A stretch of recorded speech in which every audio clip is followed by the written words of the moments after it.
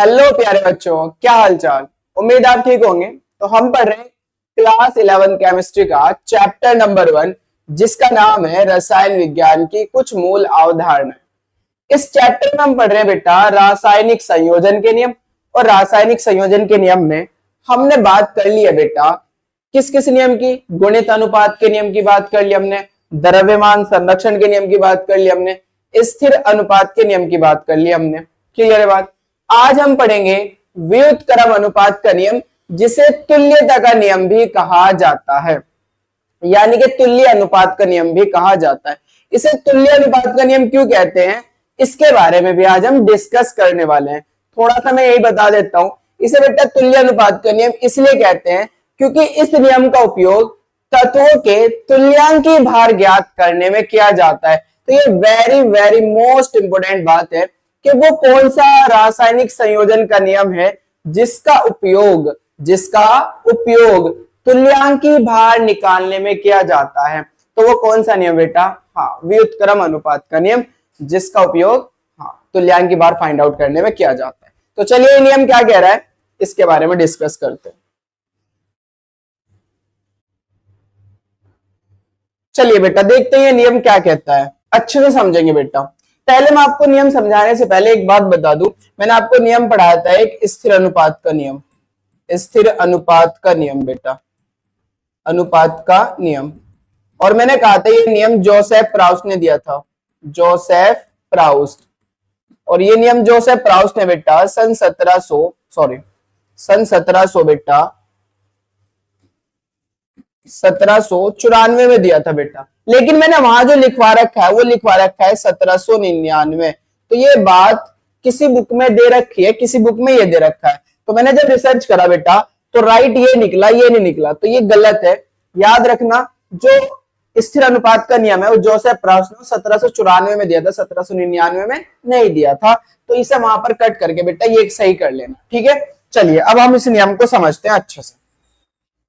नियम क्या कहता है, इस नियम को समझना थोड़ा सा टफ है अगर देखा जाए दूसरे नियमों की तुलना में, लेकिन हम समझाएंगे, आपको अच्छे से समझ में आ जाएगा। इसके लिए आपको क्या करना पड़ेगा बेटा, आपके पास पेन और कॉपी होनी चाहिए। कॉपी और पेन आपके पास हो और जैसे समझाया जा रहा है वैसा आप लिखते रहो। पहले हम नियम पढ़ेंगे, उसके बाद इसको समझाएंगे बेटा। यह नियम सन 1792 में रिचर्ड ने प्रतिपादित किया था। इस नियम के अनुसार रिचर्ड ने दिया बेटा ये नियम। और ये नियम क्या कहता है, यदि कोई दो तत्व किसी तीसरे तत्व के साथ संयोग करते हो, कोई दो तत्व किसी तीसरे तत्व के साथ क्या करते हो, संयोग। मैं ये भी बता रहा हूं बेटा, कोई दो तत्व हमने ए और बी मान लिया और कोई तीसरा तत्व हमने सी मान लिया। सी की मात्रा क्या करनी है बेटा, निश्चित। राइट, सी की मात्रा क्या करनी है, निश्चित। ए जब रिएक्ट कर रहा है तो मान लीजिए ए बी बना रहा है, बी जब रिएक्ट कर रहा है ए सी बना रहा है। क्या बना रहा है, ए सी। ध्यान से देखना बेटा, बी जब रिएक्ट कर रहा है तो बी सी बना रहा है। आगे पढ़ते, तो इस तीसरे तत्व की निश्चित मात्रा से, जो तीसरा तत्व उसकी निश्चित मात्रा से, मैंने बता दिया आपको, दोनों तत्व जिस मात्रा में संयोग करते हैं, ये जो दोनों तत्व है ना, वो जिस मात्रा में संयोग करते हैं सी की निश्चित मात्रा से, और उनमें जो अनुपात होता है, इनके अंदर जो अनुपात होगा, जैसे ए अनुपात बी मान लो, ए अनुपात बी, उनमें जो अनुपात होता है उसी अनुपात में वे तत्व आपस में भी संयोग करते हैं। यानी कि जिस अनुपात में ए और बी सी से क्रिया करेंगे उसी अनुपात में ए और बी आपस में क्रिया करेंगे। अगर इनके बीच बेटा अनुपात ए बी है तो यहां पे भी अनुपात कितना रहेगा, ए बी रहेगा। ये नियम कहते हैं। अथवा इन अनुपातों के बीच एक सरल अनुपात होता है। इसका मतलब भी मैं आपको समझाऊंगा। अथवा क्या है बेटा, इन अनुपात के बीच एक सरल अनुपात होता है। इस नियम को अच्छे से दोबारा से समझते हैं विद एग्जाम्पल। ध्यान से समझना बेटा।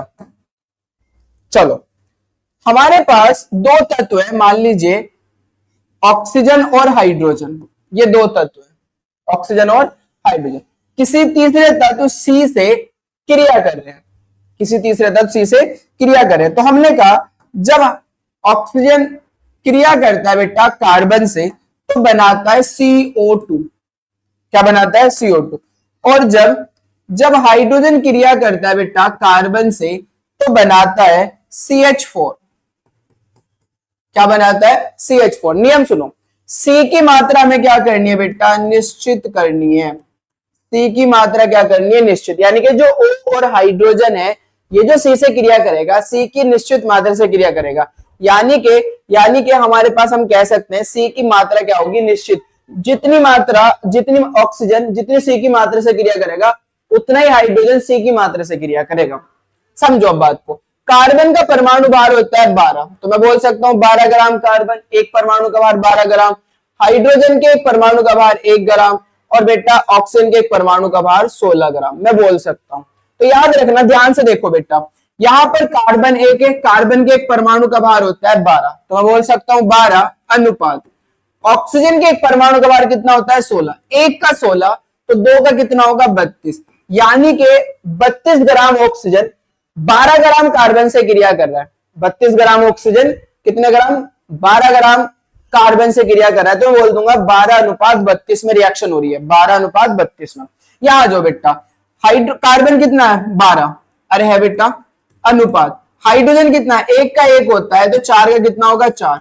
यहां पर 12 ग्राम कार्बन से हाइड्रोजन कितने ग्राम क्रिया कर रहा है? 4 ग्राम। तो कार्बन की मात्रा तो निश्चित है बेटा, यहां भी और यहां भी, है या नहीं है? बोलो, क्लियर है क्या?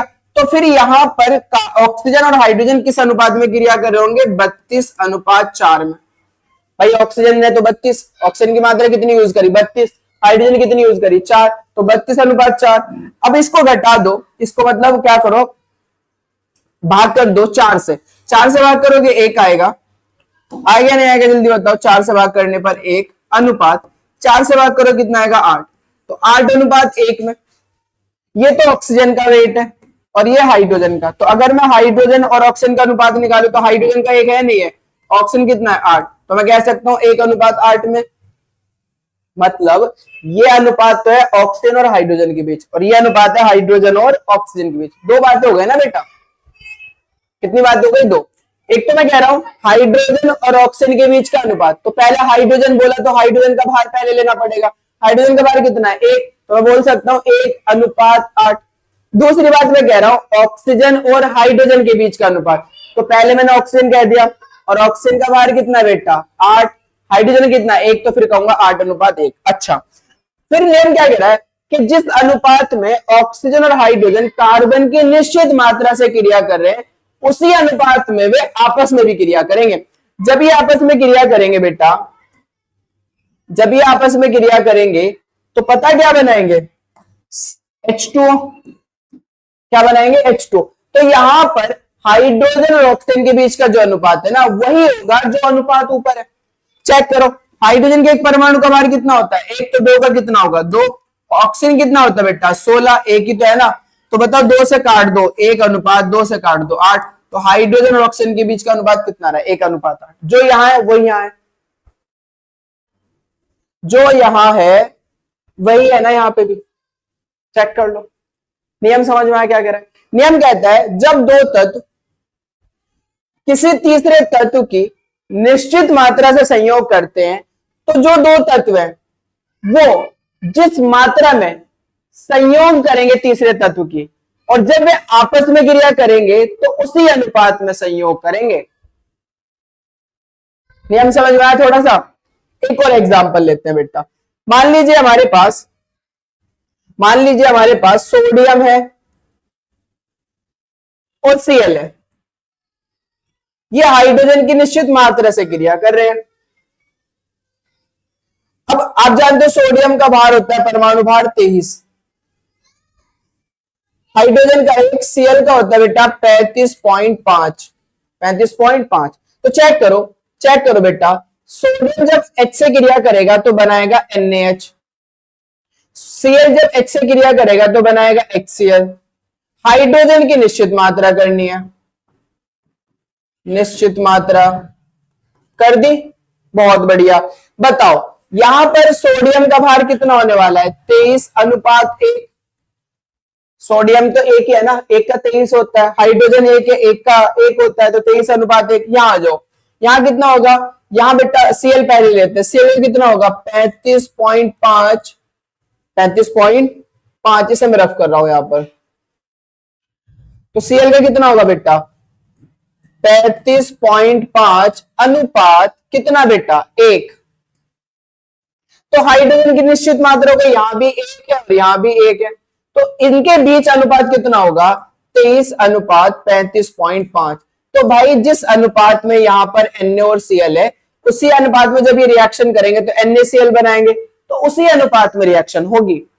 वही अनुपात आएगा जब सोडियम H से क्रिया कर रहा है, Cl H से क्रिया कर रहा है, तो जब भी आपस में क्रिया करेंगे तो उसी अनुपात में क्रिया करेंगे जिस अनुपात में Cl H के सॉरी जिस अनुपात में H के साथ क्रिया कर रहे हैं। चेक करो, सोडियम का कितना होगा 23, Cl का कितना होगा 35.5 आ रहा है क्या, देखो वही जो अनुपात यहाँ है वही अनुपात यहाँ है। नियम समझ में आया। चलिए अब एक और बात देखते हैं, थोड़ा सा और आसान लगेगा आपको नियम, वहीं पे पहुंचते हैं हम। ठीक है बेटा, समझ में आया नियम, जल्दी बताओ। चलिए बहुत अच्छा, फिर से देख लो, मैं एक और बात बता रहा हूं। यदि दो तत्व किसी तीसरे तत्व के साथ संयोग करते हैं, कोई दो तत्व तीसरे तत्व संयोग करते हैं, तो तीसरे तत्व की निश्चित मात्रा, तीसरे तत्व की निश्चित मात्रा करनी है। दोनों तत्व जिस मात्रा में संयोग करते हैं, वो जो दोनों तत्व हैं वो जिस मात्रा में संयोग करते हैं और उनमें जो अनुपात होता है, वो जो जिस मात्रा में संयोग कर रहे हैं उनमें जो क्या होगा अनुपात होगा, उसी अनुपात में वे दो तत्व आपस में भी संयोग करते हैं। उसी अनुपात में जब वो आपस में क्रिया करेंगे तो उसी अनुपात में संयोग करेंगे। क्लियर है। अथवा इन अनुपातों के बीच भी एक सरल अनुपात होता है, इसको भी मैं आपको आगे समझाऊंगा। फिलहाल आप आगे चलिए। दूसरा और क्या डेफिनेशन लिख सकते हो और कैसे समझ सकते हो इसको, ऐसे ऐसे भी समझ सकते हो बेटा, ध्यान से देखना। यदि कोई दो तत्व ए, यदि कोई तत्व सॉरी ए, कोई तत्व है ए, मान लो ये रहा ए, कोई तत्व ए है, आगे चलते बेटा। कोई तत्व ए दो अन्य तत्वों बी व सी से अलग अलग संयोग करता है।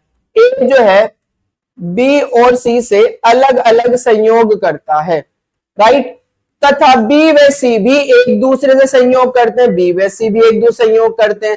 तो बी व सी भारानुसार उस अनुपात में, जो बी व सी है वो भारानुसार उस अनुपात में या उसके सरल गुणित अनुपात में संयोग करेंगे जिसमें बी व सी अलग अलग ए के किसी निश्चित द्रव्यमान से संयोग करते हैं। वही बात है ना भाई, बात को बस घुमाया फिर आया है, वही तो कहना चाह रहा। तो बी और सी उसी अनुपात में संयोग करेंगे जिस अनुपात में बी व सी अलग अलग ए के किसी निश्चित द्रव्यमान से संयोग करेंगे। यानी कि बी व सी ए के निश्चित द्रव्यमान से जब संयोग करेंगे, जब क्रिया करेंगे, तो जिस अनुपात में क्रिया करेंगे उसी अनुपात में वे आपस में भी क्रिया करेंगे, उसी अनुपात में क्रिया होगी। अब शायद बात समझ में आ गई होगी। चलिए आगे चलते हैं, एग्जाम्पल देखते हैं बेटा, और अच्छे से क्लियर हो जाएगी बात। वही एग्जाम्पल जो मैंने आपको समझाया, ये कार्बन है, ये ऑक्सीजन है, ये हाइड्रोजन है। यहां पर जब कार्बन ने ऑक्सीजन से क्रिया करी तो CO2 बनाया। जब बेटा कार्बन ने किससे क्रिया करी, हाइड्रोजन से क्रिया करी तो CH4 बनाया। जब ऑक्सीजन ने ये इन्होंने आपस में क्रिया करी तो क्या बनाया, H2O बनाया, H2O बनाया। क्लियर है बात, यहां तक समझ में आई। अब ध्यान से देखो, हम कह रहे हैं CH4 में, हमने CH4 उठा लिया। CH4 में हाइड्रोजन तथा कार्बन का अनुपात, CH4 के अंदर हाइड्रोजन और कार्बन के बीच अनुपात कितना है, 4:12। 4 तो बेटा हाइड्रोजन का है, 12 किसका है, कार्बन का है। क्लियर है बात, 4:12। फिर अब दूसरा देखो CO2। CO2 में ऑक्सीजन तथा कार्बन का अनुपात, ऑक्सीजन का 32 होगा, 2 O है बेटा, 1 O का 16 तो 2 का 32, 32:12। क्लियर है, 32। ध्यान से देखो यहां पर अनुपात कितना होने वाला है बेटा, 32:12। यहां कितना होगा बेटा, हाँ 4:12। तो यहां पर आप देखोगे कार्बन की जो मात्रा है वो निश्चित है, ऊपर भी 12 ग्राम है और नीचे भी 12 ग्राम है, फिक्स है बेटा। तो ये आपस में जो संयोग कर रहे हैं वो किस अनुपात में कर रहे हैं, 4:32 में। हाइड्रोजन 4 है और ऑक्सीजन 32 है। अतः हाइड्रोजन व ऑक्सीजन का भारानुपात जो 12 ग्राम कार्बन से संयोग करता है, फिक्स है ना, 12 ग्राम कार्बन से संयोग करता है, कितना होगा बेटा, 4:32। 4:32, 4 से 4 कट जाएगा एक बार, 4 से 32 कटेगा 8 बार, तो कितना आ गया 1:8। यानी कि ये जो ऑक्सीजन है कार्बन के 12 ग्राम से रिएक्ट कर रहा है, समझ रहे हो, जो हाइड्रोजन है कार्बन के 12 ग्राम से रिएक्ट कर रहा है, तो उनके बीच का जो अनुपात है वो कितना है 4:32, मतलब 1:8। तो कार्बन और ऑक्सीजन, कार्बन से ऑक्सीजन और हाइड्रोजन किस अनुपात में रिएक्ट करते हैं, 1:8 में रिएक्ट करते हैं। तो जब हाइड्रोजन और ऑक्सीजन आपस में क्रिया करेंगे तो इनके बीच का अनुपात भी कितना आना चाहिए, 1:8 आना चाहिए। यानी कि जब ये आपस में रिएक्ट करेंगे तो किस अनुपात में रिएक्ट करेंगे, 1:8 में रिएक्ट करेंगे। वो भी देखते हैं बेटा। अब देखो, जब ऑक्सीजन व हाइड्रोजन संयोग करके H2O बनाते हैं, तब H और ऑक्सीजन, हाइड्रोजन व ऑक्सीजन का भारानुसार अनुपात कितना होगा बेटा। ऑक्सीजन का, हाइड्रोजन का होता है 2, ऑक्सीजन का होता है 16, तो 2:16। मैं कह सकता हूं बेटा 1:8। कहा जा सकता है, नहीं जल्दी से देखो, मैं इसे कट कर रहा हूं, ध्यान से देखो, कहा जा सकता है क्या बेटा 1:8, चेक करो, कहा जा सकता है, नहीं जल्दी से बताओ, सॉरी जल्दी से बताओ कितना, 1:8 दिख रहा है, दिख रहा है क्या भाई, दिख रहा है क्या, कितना 1:8 आ रहा है, नहीं आ रहा है। तो यहां पर बेटा हाइड्रोजन और ऑक्सीजन के बीच का अनुपात कितना होगा, 1:8। ये बात समझ में आ गई। पहला एग्जाम्पल। दूसरा एग्जाम्पल देखो, दूसरा एग्जाम्पल देखो बेटा, उदाहरण सेकंड, उदाहरण सेकंड। दूसरी बात समझो अच्छे से बेटा, क्या कहता है, जब सल्फर, सल्फर, ये सल्फर है, ये हाइड्रोजन है, ये ऑक्सीजन है, जब सल्फर हाइड्रोजन से क्रिया करता है तो H2S बनाता है। जब ऑक्सीजन हाइड्रोजन से क्रिया करता है तो अभी हमने देखा था क्या बनाया था बेटा, H2O, H2O बनाता है, क्लियर है बात। और जब ये आपस में क्रिया करते हैं तो क्या बनाते हैं, SO2। ध्यान से समझना, हाइड्रोजन के एक परमाणु का भार होता है 1, तो 2 का 2, सल्फर का कितना होगा बेटा, 1 का होता है 32, सल्फर के एक परमाणु का भार कितना होता है 32। तो यहां पर सल्फर हाइड्रोजन की निश्चित मात्रा से क्रिया कर रहा है, निश्चित मात्रा से क्रिया कर रहा है, कितनी, हाँ 32 ग्राम, 32 ग्राम सल्फर 2 ग्राम हाइड्रोजन की निश्चित मात्रा से क्रिया कर रहा है। यहां देखो हाइड्रोजन का भार कितना है 2, ऑक्सीजन का भार कितना है 16। आ रही है कुछ बात समझ में, 16, क्लियर है। तो हाइड्रोजन की तो निश्चित मात्रा हो गई, हो गई नहीं हो गई। ऑक्सीजन और सल्फर के बीच का अनुपात कितना होगा, 32:16, मतलब 2:1। तो जो सल्फर और ऑक्सीजन है वो हाइड्रोजन की निश्चित मात्रा से क्रिया कर रहे हैं, कितना अनुपात है उनके बीच, 2:1। तो भाई या तो वही अनुपात होगा या उसका पूर्ण गुणित अनुपात होगा। वो जो लास्ट की लाइन थी ना, वो ये बात थी, या तो वही अनुपात आने वाला है, यानी कि या तो 2:1 ही आएगा, या उसका क्या आने वाला है, पूर्ण गुणित अनुपात, या उसका सरल अनुपात आएगा। मैं बताता हूं अभी आपको, ध्यान से देखो। H2S में हाइड्रोजन तथा सल्फर का अनुपात, हाइड्रोजन तथा सल्फर का अनुपात 2:32 है या नहीं है। H2O में हाइड्रोजन तथा ऑक्सीजन का अनुपात कितना, 2:16 है क्या भाई, जल्दी बताओ, राइट। अतः सल्फर व ऑक्सीजन का भारानुपात, सल्फर तथा ऑक्सीजन का भारानुपात जो 2 ग्राम हाइड्रोजन से संयोग करता है, 2 ग्राम हाइड्रोजन से संयोग करता है, कितना है 32:16, मतलब 2:1। आ गया क्या भाई, 32:16, 2:1। आगे नहीं आ गया, बहुत अच्छा। अब हमने कहा जब सल्फर में ऑक्सीजन संयोग करती, जब सल्फर और ऑक्सीजन, यहां और कर लेना बेटा, जब सल्फर और ऑक्सीजन संयोग करके SO2 बनाते हैं, जब सल्फर और ऑक्सीजन संयोग करके क्या बनाते हैं, SO2 बनाते हैं, तब सल्फर व ऑक्सीजन का भारानुपात अनुपात होता है, कितना होगा बेटा, सल्फर का बताओ जल्दी से कितना होने वाला है, 32, वेरी गुड। आप बताओ ऑक्सीजन, एक ऑक्सीजन में कितना होता है 16, तो 2 का कितना होगा बेटा 32, तो यहां कितना आने वाला है 32:32, मतलब मैं कह सकता हूं 1:1। तो फिर इन दोनों का भी हमें क्या निकालना पड़ेगा, अनुपात निकालना पड़ेगा, और जब इन दोनों का अनुपात निकालोगे तो वो भी एक क्या आने वाला है, सरल अनुपात आने वाला है, जिसे हम बोलते हैं सरल गुणित अनुपात। चेक करो, अतः सरल गुणक अनुपात कितना होगा, 2/1, भाई ये 2/1 ही तो बोल सकता हूं, मतलब 2:1। ये कितना है? 1/1। तो यहाँ 2 बचा, यहाँ 1 बचा, तो फिर से कितना आ गया? 2:1। मतलब या तो सरल अनुपात आएगा, या तो यहां पर क्या आने वाला है? सरल अनुपात। किसका? इसका। या वही अनुपात आएगा, या तो बेटा जो ये आपस में क्रिया करेंगे उसका क्या आने वाला है? सरल अनुपात। कितना है यहाँ पर? 1:1। इसका सरल ही तो है, या तो इसका सरल अनुपात आएगा, या फिर वही अनुपात आएगा जिस अनुपात में ऊपर क्रिया कर रहे हैं। शायद बात समझ में आ गई होगी आपको बहुत अच्छे से। चलिए बेटा, not, very most important not है। नॉट बहुत काम का है बेटा, ये वेरी मोस्ट इंपोर्टेंट। क्या है नॉट? ये नॉट है, मैंने आपको बताया था, व्युत्क्रम अनुपात का नियम तत्वों के तुल्यांकी भार को निकालने हेतु उपयोगी है। भैया भैया आपको पता होना चाहिए, जो शुरुआत में मैंने आपको बात बताई कि जो हमारे पास व्युत्क्रम अनुपात का नियम होता है वो तत्वों के तुल्यांकी भार ज्ञात करने के लिए उपयोगी है। यानी कि जो व्युत्क्रम अनुपात का नियम है वो कहां ज्ञात, वो किस चीज के लिए उपयोगी है? हाँ, तुल्यांकी भार ज्ञात करने के लिए। अतः ये तुल्यांकी अनुपात का नियम भी कहलाता है। इसी कारण इसको हम क्या बोलते हैं? तुल्यांकी अनुपात का नियम भी कहते हैं। इसके अनुसार तत्व सदैव उनके तुल्यांकी भार के अनुपात में संयोग करते हैं। जो तत्व है वो उसके क्या किस में संयोग करते हैं बेटा? तुल्यांकी भार के अनुपात में संयोग करते हैं। क्लियर है बात? नियम बिल्कुल समझ में आ गया। ये बात बहुत इंपोर्टेंट है, क्वेश्चन आते हैं एग्जाम में कि रासायनिक संयोजन के नियम में से कौन सा नियम कौन सा नियम तुल्यांकी भार ज्ञात करने के लिए उपयोग किया जाता है? तो आपको पता होना चाहिए व्युत्क्रम अनुपात का नियम। तो आई होप कि आपको ये बातें सारी क्लियर हो गई होगी, और अगर आपको बहुत अच्छे से आपको सारी बात क्लियर हो गई, लेक्चर समझ में आया, तो लेक्चर को लाइक कीजिए, कमेंट कीजिए, साथ में बेटा अपने दोस्तों के साथ शेयर भी कीजिए। ठीक है, तो थैंक यू फॉर वॉचिंग।